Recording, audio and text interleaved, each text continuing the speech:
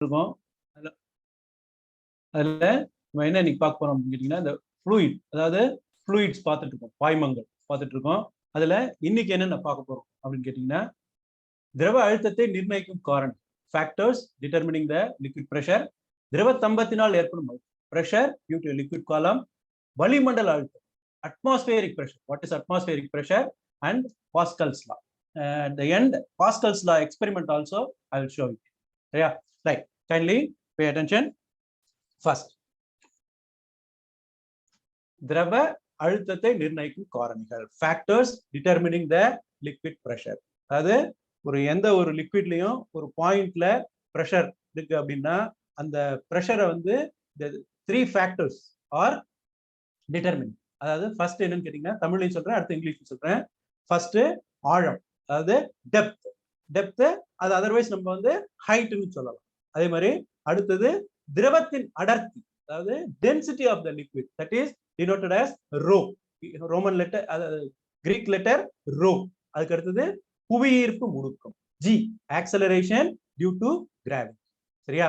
pressure is exerted by a liquid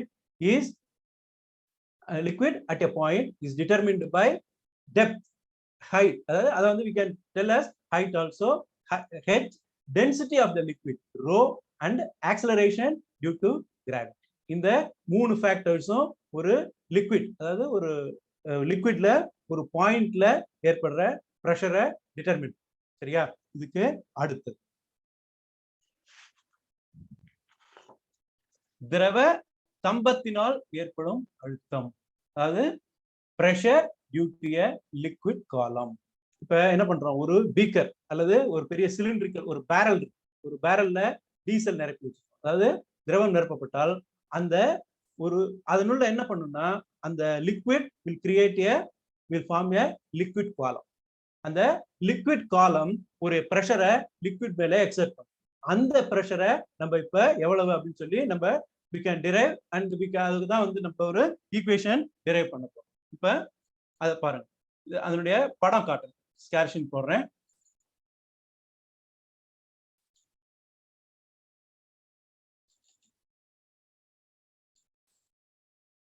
பாத்தீங்களா? இப்ப இந்த ஒரு பீக்கர் அல்லது பேரல் இருக்குன்னு, இதுல வந்து we are filled with liquid. இந்த டெப்த் இருக்கு இல்லையா, இதான் வந்து நம்ம we can say as a height. இப்ப இது வந்து சிலிண்ட்ரிக்கல் ஷேப்ல இருக்கு. சோ இதனுடைய ஏரியா இத தனியா போட்டுருக்காங்க, இந்த ஏரியா. அதே மாதிரி இதனுடைய வால்யூம் ஆல்சோ நம்ம கண்டுபிடிக்கணும். இது எல்லாமே நம்ம கண்டுபிடிக்க போறோம். அதை பத்தி நம்ம அடுத்தடுத்த டெரிவேஷன்ஸ்ல நம்ம பார்ப்போம்.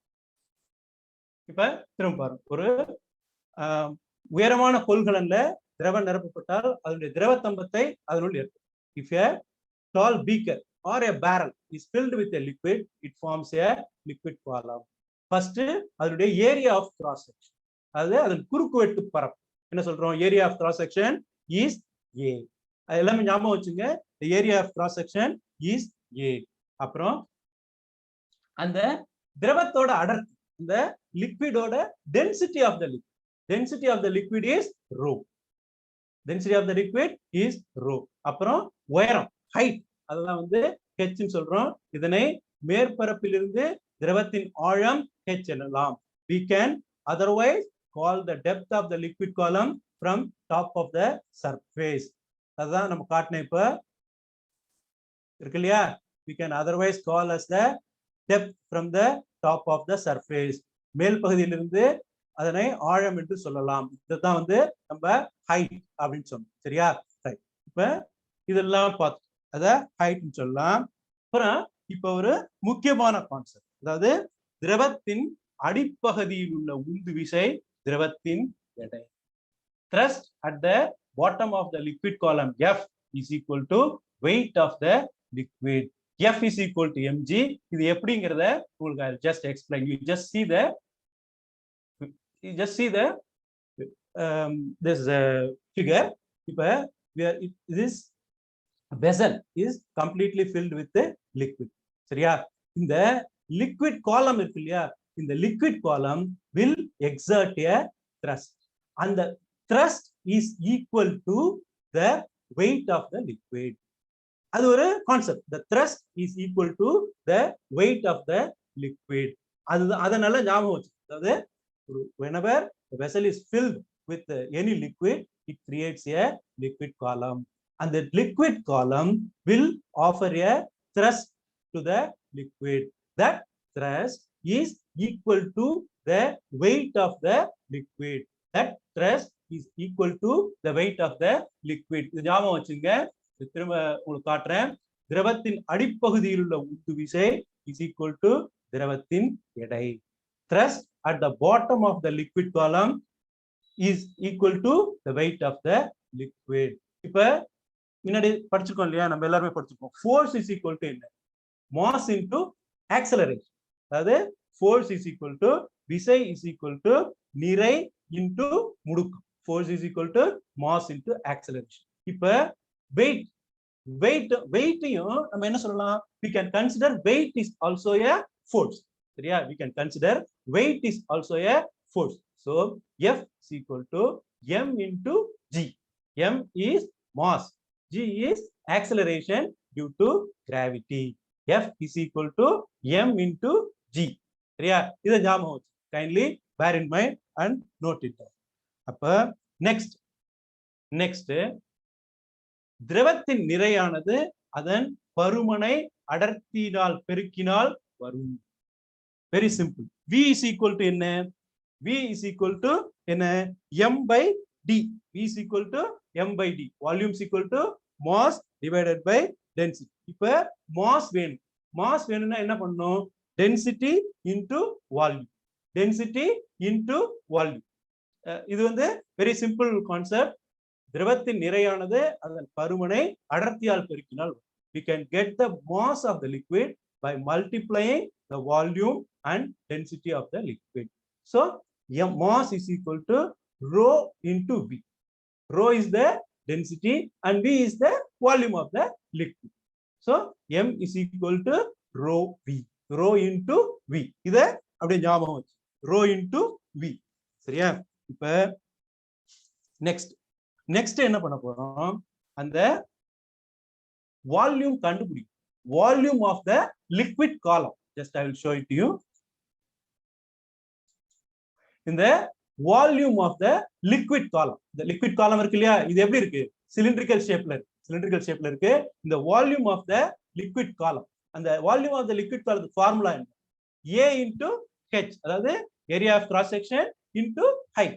Very simple formula. V is equal to A into H. அதான் நம்ம இங்க சப்ஸ்டிட்யூட் பண்ண போறோம். இந்த பாருங்க, just you see the liquid காலத்தை வந்து they have separately they have drawn a diagram and they have put it as the liquid column. The liquid காலத்தோட volume is equal to area into height. Area into height. A into H. So இப்ப அததான் நம்ம பண்ண போறோம். இந்த திரவத்தின் பருமன் அதாவது வால்யூம் is equal to குறுக்குவெட்டு பரப்பு into உயரம். So volume of the liquid column is equal to V is equal to area of cross section into height. So A into H. So இப்ப என்ன பண்ணுங்க? Substitute 3 in 1. Substitute 3 in 1. The one of the equation என்ன? What is the first equation? First equation is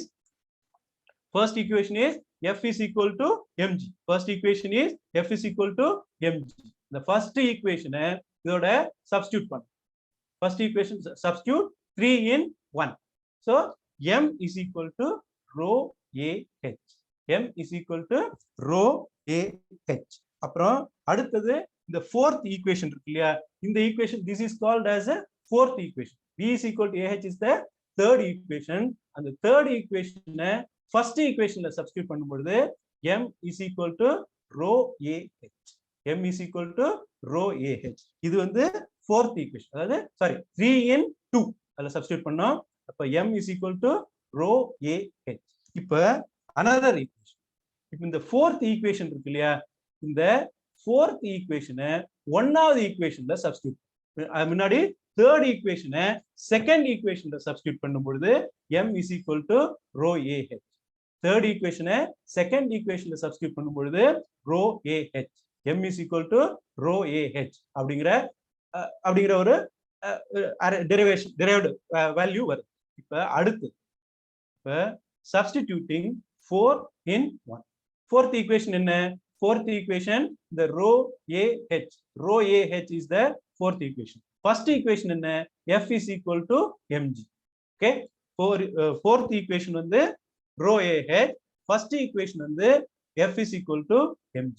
இப்ப இதை substitute பண்ணும். இதை substitute பண்ணும்போது இந்த ஃபார்முலா இருக்கு இல்லையா, நான் சொன்னேன் இல்லையா, P is equal to F by A is a very important formula. So P is equal to F by A. இப்ப F is equal to இதுல என்ன? F is equal to mg. So mg divided by A. mg divided by A. So இப்ப இந்த mgங்கிறது is equal to what? mg is equal to rho A hg. Rho A hg divided by A. Rho A hg divided by A. So but A will get cancelled. So pressure is equal to rho hg. P is equal to rho hg. இதுல இந்த liquid காலத்தினுடைய இந்த pressure இருக்கு இல்லையா, இந்த pressure வந்து எதை depend ஆகிருக்குன்னு கேட்டீங்கன்னா, தமிழ்ல சொல்றேன், இந்த திரவத்தம்பத்தில் உள்ள அழுத்தமானது ஆழம், அடர்த்தி, அதனுடைய புவியீர்ப்பு முடுக்கம். புவியீர்ப்பு விசைங்கிறது இந்த இடத்துல புவியீர்ப்பு முடுக்கம், acceleration due to gravity. The pressure in a liquid column is determined by depth, density and acceleration due to gravity. இது மூணு தான் ரொம்ப முக்கியம். Depth, density and acceleration due to gravity. இந்த மூணும் ரொம்ப இம்பார்ட்டன்ட். இதுல என்ன ஃபேக்டர் இதுல இன்வால்வ் ஆகல அப்படின்னு கேட்டீங்கன்னா, பரப்பளவு இதில் இடம்பெறவில்லை. ஒரு குறிப்பிட்ட ஆழத்தில் திரவத்தின் அழுத்தம் பொருள்களின் வடிவத்தையோ அல்லது அதில் உள்ள திரவத்தின் அளவையோ பொறுத்தது அல்ல, ஆழத்தை மட்டுமே பொறுத்தது. The final expression for pressure does not have the term area or pressure in a liquid. It depends only on the depth. Depth na idu, depth na சொன்னேன் இல்லையா, it depends only on the height. It depends only on the height. So இதுதான் வந்து factors which determines the liquid pressure. Factors which determines the liquid pressure. சரியா? இதுதான் வந்து இந்த liquid உடைய pressure. இது ரொம்ப முக்கியமான ஈக்குவேஷன். நெக்ஸ்ட் கிளாஸ்ல இத பேஸ் பண்ணி P is equal to rho hg அப்படிங்கிற ஈக்குவேஷனை நீங்க P is equal to F by A அந்த ஈக்குவேஷன் ஞாபகம் வச்சுங்க. அதே மாதிரி P is equal to rho hg அப்படிங்கிற ஈக்குவேஷனை ஞாபகம் வச்சுங்க. இந்த ரெண்டு ஈக்குவேஷனும் இந்த பிரஷர், அதாவது இந்த ஃப்ளூயிட்ஸ் இருக்கு இல்லையா, இந்த ஃப்ளூயிட்ஸ்ல ரொம்ப முக்கியமான ஈக்குவேஷன். இதை பேஸ் பண்ணி நம்ம சில ப்ராப்ளம்ஸ் வந்து நெக்ஸ்ட் கிளாஸ்ல நம்ம போடுவோம். சரியா? நம்ம நெக்ஸ்ட் கிளாஸ்ல ப்ராப்ளம் போடுவோம். அது so that will have a give you a better understanding of the concept. Okay, next ரொம்ப ஒரு interesting and very very important topic. எப்போதுமே நம்மளுடைய மெட்டலாஜிக்கல் டிபார்ட்மெண்ட் இதை பத்தி எப்போதும் சொல்லிட்டு இருப்பாங்க. என்ன சொல்லுவாங்க? வளிமண்டல அழுத்தம், வளிமண்டல சுழற்சி, மேலடுக்கு சுழற்சி, நிறைய டேர்ம்ஸ் சொல்றாங்க இல்லையா. வளிமண்டல அழுத்தம், அட்மாஸ்பியரிக் பிரஷர். அட்மாஸ்பியரிக் பிரஷர் அப்படின்னா என்னன்னு கேட்டீங்கன்னா, பூமி என்ன செய்யுதுன்னா, பூமி வந்து ஒரு 300 கிலோமீட்டர் உயரம் வர என்ன இருக்கு, காத்து இருக்கு. இதனை நம்ம என்ன சொல்றோம்? வளிமண்டலம் அப்படின்னு சொல்றோம். சரியா? வளிமண்டலம் அப்படின்னு சொல்றோம். அந்த காற்றுக்கு என்ன பண்ணும்? anything which occupies a space is called a matter. Air is also a matter. அதாவது ஏர் வந்து ஒரு பருப்பு. காற்று இடத்தை அடைத்துக் கொள்ளும். Air occupies space. அதுக்கு என்ன உண்டு? It has got a finite mass. அதுக்கு நிறை உண்டு. எனவே அது என்ன பண்ணும்? It will create pressure. It will exert pressure. சரியா? It will exert pressure. இதெல்லாம் ஞாபகம். Air is surrounded by air up to 300 kilometers. The layer of air around the earth is called atmosphere. Air occupies space and has weight. So air is a matter. So air என்ன செய்யுது? Air வந்து is exerting a pressure. Air exerts a pressure. This pressure is called atmospheric pressure. Air மேலேந்து கீழே ஒரு பிரஷரை exert பண்ணுது. இந்த பிரஷருக்கு பேரு தான், this pressure is called, air is exerting a pressure. This pressure is called atmospheric pressure. இது கடல் மட்டத்தில் உள்ள அழுத்தம். This normally referred to air pressure at sea level. Air pressure at sea level. அலிமண்டலத்தின் அடர்த்தியானது கடல் மட்டத்திலிருந்து உயர செல்ல செல்ல குறையும். Air gets thinner with increase in altitude. Air pressure குறையும். அது நம்ம யூ ஹவ் எக்ஸ்பீரியன்ஸ். சம்டைம்ஸ் நீங்க வந்து பிளைன்ல இருப்பீங்க. பிளைன்ல இருந்து சம்டைம்ஸ் வந்து ஹில் ஸ்டேஷன் போவீங்க. கொடைக்கானல் அல்லது வேற எங்கேயாலும் போவீங்க. ஊட்டி இந்த மாதிரி ஹில் ஸ்டேஷனுக்கு போகும்பொழுது என்ன ஆகும்? ஒரு ஒரு ஸ்டேஜுக்கு போகும்பொழுது நம்மளுக்கு மூச்சு விடுறதுக்கு சிரமம் இருக்கும். இது ஏன்னு கேட்டீங்கன்னா அந்த ப்ரெஷர் என்ன ஆகுது? Pressure air gets thinner with increasing altitude. இதனாலதான் வளிமண்டல அடர்த்தியானது கடல் மட்டத்திலிருந்து உயர செல்ல செல்ல குறையும். அதனால ப்ரெஷர் வந்து குறைஞ்சிருக்கும். ப்ரெஷர் வந்து குறைஞ்சிருக்கும். அதனாலதான் நமக்கு மூச்சு விட ரொம்ப கஷ்டமா இருக்கும். சரியா? So air exerts a pressure, it is called atmospheric pressure. இதுதான் வந்து air gets thinner with increasing altitude. அதே மாதிரி நம்ம கீழே போக அதாவது நம்ம சுரங்கங்கள், அதாவது மைன்ஸுக்கு போனோம்னா அதுல என்ன ஆகும்? pressure will increase. pressure will get increased. சரியா? இத எல்லாமே ஞாபகம் வச்சுங்க. நெக்ஸ்ட் நம்ம பார்க்க போறது Pascals law. Pascals law is a very important law. இதனுடைய அப்ளிகேஷன் என்னன்னு கேட்டீங்கன்னா நிறைய instruments based on Pascal's law is working in our day to day life. நீங்க எல்லாருமே பார்த்துருப்பீங்க. அதாவது ஒரு பெட்ரோல் பங்க்ல போவோம் அல்லது ஒரு சர்வீஸ் ஸ்டேஷன்ல போனீங்கன்னாக்க காரை வந்து மேல தூக்கிருப்பாங்க, ஹைட்ராலிக் லிஃப்ட். அதுக்கு வந்து இந்த நம்ம ஃபோர்க், அதாவது நம்மளுடைய டூ வீலர்ஸ்லுடைய ஃபோர்க், ஆயில் ஃபோர்க் இருப்பாங்க, அந்த ஃபோர்க், இதுல எல்லாமே இந்த பாஸ்கல்ஸ் லா அப்ளிகேஷன். இந்த பாஸ்கல்ஸ் லா யார் இதை கண்டுபிடிச்சாங்க அப்படின்னாங்கன்னா பிளையஸ் பாஸ்கல் அப்படிங்கிற ஒரு French scientist. Not only is a physics scientist, he is also a mathematician, because physics and mathematics go hand in hand. அதனால he is a great scholar of both physics as well as mathematics. அந்த லா என்னங்கிறத உங்களுக்கு நான் தமிழ்ல சொல்லிடுறேன். அதுக்கப்புறமா I will tell in English also. இந்த லாவை கரெக்டா ஞாபகம் வச்சுங்க. அழுத்தமுறா திரவங்களில் செயல்படும் புறவிசையானது திரவங்களின் அனைத்து பகுதிகளிலும் சீராக கடத்தப்படும். அழுத்தமுறா திரவங்களில் செயல்படும் புறவிசையானது திரவங்களின் அனைத்து பகுதிகளிலும் சீராக கடத்தப்படும். இது ஒண்ணு ரொம்ப ஒரு சிம்பிள். இது வந்து தமிழ்ல கொடுத்துருக்காங்க. இது நீங்க எப்படி ஈஸியா ஞாபகம் வச்சுன்னா சொல்லிடுறேன். அதாவது ஒரு லிக்விட்ல ஒரு பாயிண்ட்ல பிரஷர் கொடுத்தா அது வந்து அந்த லிக்விட்னுடைய எல்லா டைரக்ஷன்லயும் எல்லா பாயிண்ட்ஸ்லயும் ஈக்குவலா டிஸ்ட்ரிபியூட் ஆகும் அப்படிங்கிறது தான் இந்த கான்செப்ட். தமிழ்ல இந்த வேர்டிங்ஸ் வேணா உங்களுக்கு கொஞ்சம் டிஃபிகல்ட்டா இருக்கலாம். இந்த concept is the same, but இங்கிலீஷ்ல it be very easy. Pascal's law. The external pressure applied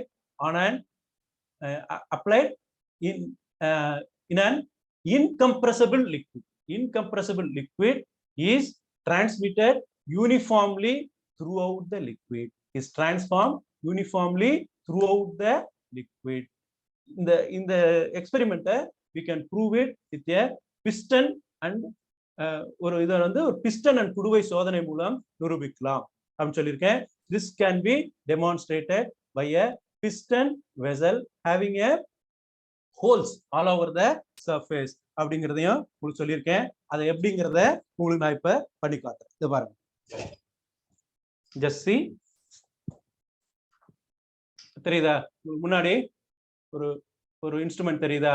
இது பாருங்க. இதுல just see, there are lot of holes. இங்க பாத்தீங்கன்னா இந்த நம்ம பழைய காலத்துல வீட்டுல ஸ்டவ் எல்லாம் இருந்திருக்கும். அது உங்களுக்கு நீங்க இந்த present generation you not have experience. பாருங்க, இதுதான் வந்து இந்த பிஸ்டன், இந்த ஏர் பிஸ்டன். சரியா? இதுல என்ன பண்ணணும்னு கேட்டீங்கன்னா, இதுல just I will bore water and just I will give pressure. What is going to happen? Just we will see. Kindly hold on.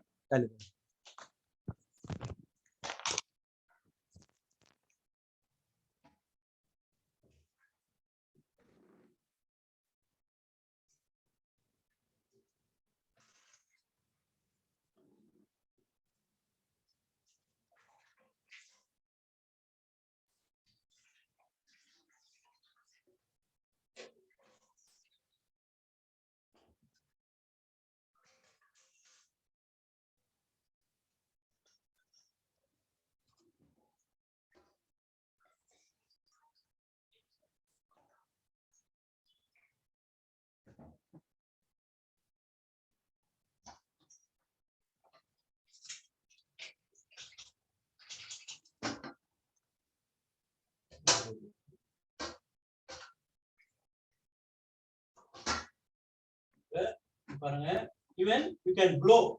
Even if you blow, what you are doing, you are exerting pressure. Just I will blow it. Inside, water is there. Just you can see. And now you see. Just I can blow.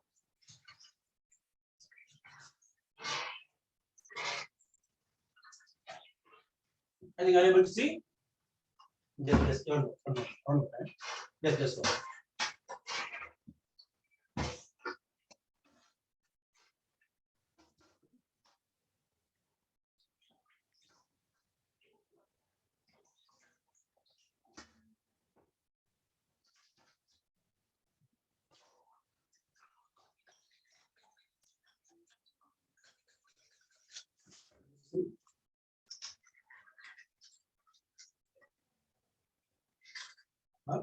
Circle water. I'll just blow it.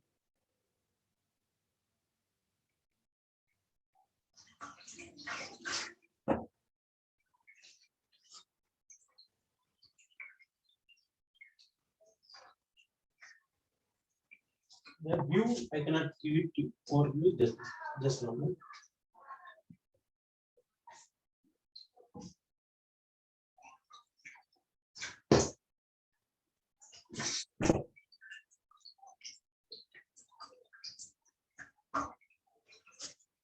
This is the instrument. This is how it is working. The pressure is evenly distributed. At one point, if you give pressure, it is evenly distributed at all points. Just hold on.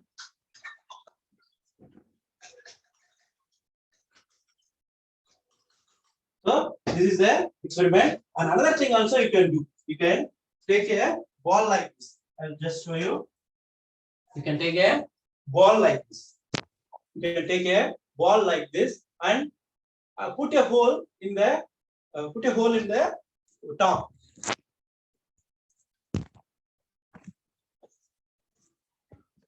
Just put a hole in the top. Put a hole in the top, and then you just fill it with water and just make holes in all the throughout the circumference of the ball like this. Then if you see, water will also come out very equally. It will come out. Just you see. Just you can do it in your home. Just you try it. I'll just. So the computer is there because I couldn't pour water much. So this is the experiment which I want to show you. One more experiment where regarding pressure is one more. See, you would have seen in the exhibitions. One person will sit. Particularly, you will lie down in a just bed of awning that nails nail bed. Nail bed where one person will completely lie down. But at the time, you won't see any bruises or anything on his back. Whereas if one nail pierces in your unknowingly, if you stand on that nail will pierces. So for that also, I will show you one experiment. You just hold on. See.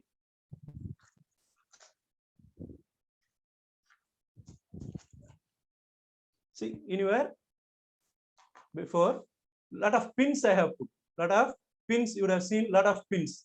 You see, lot of pins are there. Lot of pins. Just hold on. You see, lot of pins are there. Lot of pins are there. Just I will put it lot of pins. Just hold on.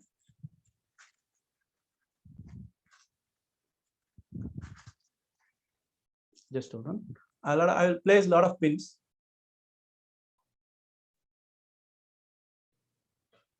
So it's like a evenly arranged like a bed. So now you can see. I'll come with a balloon. I'll just come with a balloon.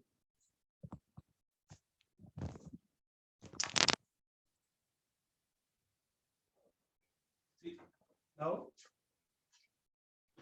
I have put. You can see the balloon. I have just placed it top of the pin.